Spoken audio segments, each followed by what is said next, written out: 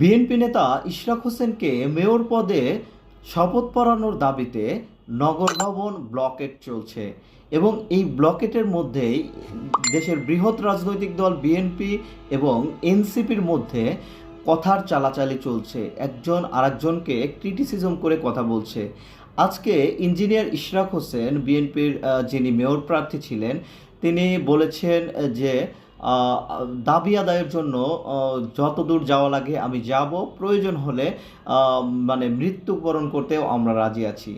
অপরদিকে আসিফ মাহমুদ সজীব ভুঁইয়া তার বিশাল এক স্ট্যাটাসে তিনি বলেছেন যে এটা কোনো যৌক্তিক না, যেহেতু হাইকোর্টের এই মামলাটি পেন্ডিং আছে এবং হাইকোর্টে একতরফা রায় দেওয়া হয়েছে, সেই বিষয়ে তিনি বলার চেষ্টা করেছে।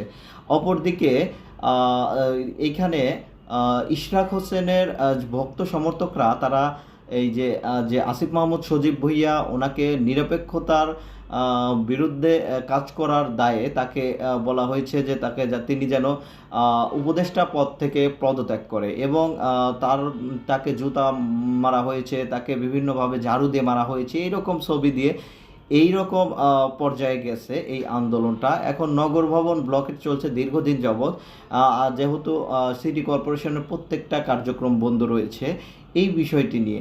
এখন ইঞ্জিনিয়ার ইশরাক হোসেন যেটা বলার চেষ্টা করেছে যে আমি তাদের মুখোশ উন্মোচন করা এবং তাদের ক্ষমতার লোভ এইটা মানুষের কাছে প্রকাশ করার জন্যই এই আন্দোলনে নেমেছি। এবং তিনি বলার চেষ্টা করেছে যারা এইখানে নিরপেক্ষতা দেখাতে পারছে না তারা জাতীয় নির্বাচন এলে কিভাবে নিরপেক্ষ হবে। তিনি আসিফ মাহমুদ সজীব ভুঁইয়াকে একটা নির্দিষ্ট দল, আমরা যেটা মনে করছি যে এনসিপির একটা সদস্য হিসাবে বলার চেষ্টা করেছে, বলছে যে নির্দিষ্ট একটা দলকে সার্ভ করছে এই উপদেষ্টা পরিষদে, এই জন্য তার পদত্যাগ করা উচিত।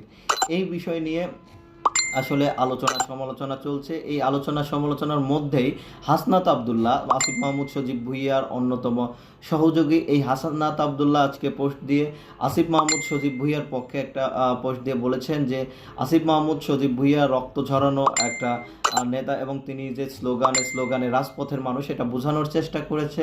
এবং তিনি বলেছেন যে আওয়ামী লীগ কিন্তু তাকে রক্ত ঝরিয়ে বাংলাদেশে থাকতে পারেনি এবং আপনারা তার মানে বিএনপিকে একটা হুমকি দেওয়া হয়েছে। অপরদিকে আমির খসরু মাহমুদ চৌধুরী আর সালাউদ্দিন আহমেদ বিএনপির অন্যতম বৃহৎ নেতা, তিনি বলেছেন শপথ না পড়ালে আন্দোলন অন্যদিকে মোড় নেবে।